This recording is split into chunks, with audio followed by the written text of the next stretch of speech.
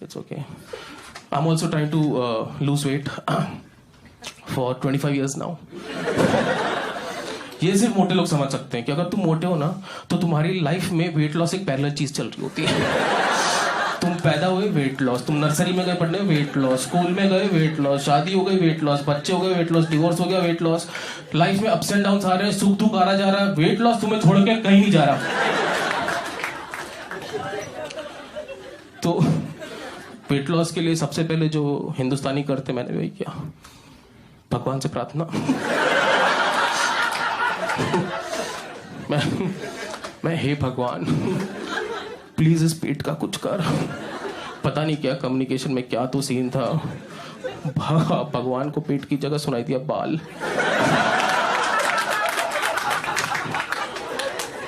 तब से बातचीत बंद है. उसके बाद गया मैं डॉक्टर के पास.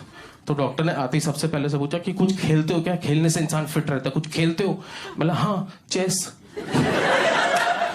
बोला पागल चेस नहीं, बास्केटबॉल फुटबॉल ये सब. बोला ये तो हमारी नेशनल टीम नहीं खेलती, मैं क्या खेलूंगा. फिर उसके बाद डॉक्टर ने कुछ ऐसा बोला जो मैंने तो सोचा ही नहीं था. बोला जिम ज्वाइन कर लो. मैं हाँ इसलिए तो तेरे पास आया था कि तू बता सके मुझे ये.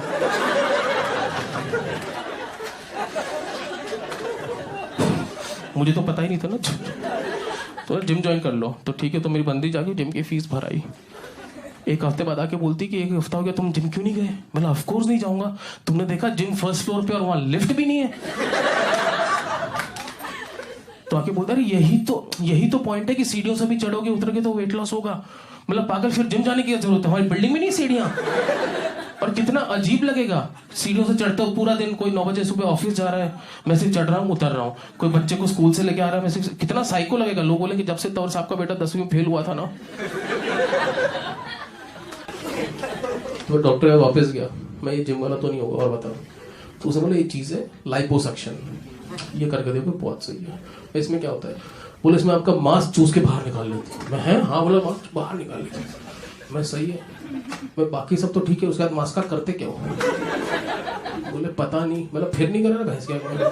पता पड़ा कल को मैं दोस्तों के साथ मिनी पंजाब गया हूँ. मैं नहीं पढ़ रहा.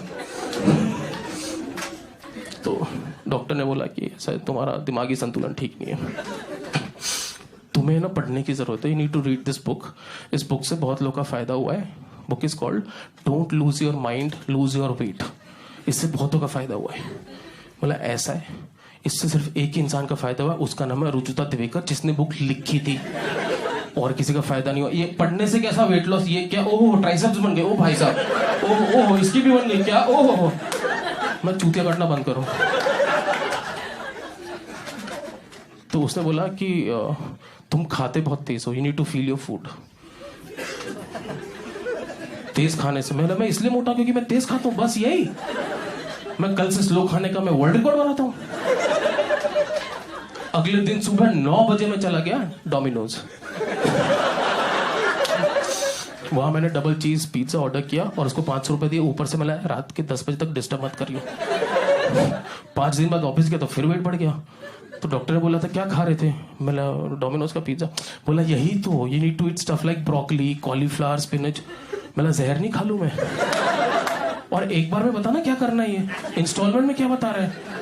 उसने बोला तू सब छोड़ भाई, तू एक चीज कर ले, तू जुम्बा ज्वाइन कर ले. मुझे पता नहीं था, मैं गूगल करके पहुंच गया जुम्बा. वहां देखा तो वहां जाके तो लोग नाच रहे. मुझे लगा गलत जगह आ गया. तो वहां पे एक दीदी बनियान पहन के ऐसे कर रही थी. तो मैं दीदी से पूछा दीदी ये जुम्बा कहाँ होता है. बोले यही है जुम्बा. मैं पर इसको तो नाचना बोलते हैं हमारे यहाँ. बोले हाँ पर अगर हम नाचना बोलेंगे तो हमें महीने के 20,000 रुपए कौन देगा. मैं हाँ कुछ सूतिया काटना भी जरूरी है. और नाच के वेट लॉस होता है, इससे बड़ा स्कैम तो कोई है ही नहीं. इंडिया के सबसे फेमस 2 कोरियोग्राफर कौन है, गणेश आचार्य सरोज खान. मैंने तो आज तक उनके 6 पैक नहीं देखे. और मुझे रैंडम लोगों के साथ ही नाच नाच के वेट लॉस करना होगा तो मैं जाके रोज किसी बारात में ना नाच लूं. वहां तो सामने से आंटी ऐसे करके आके 100 रुपए दे के जाएगी.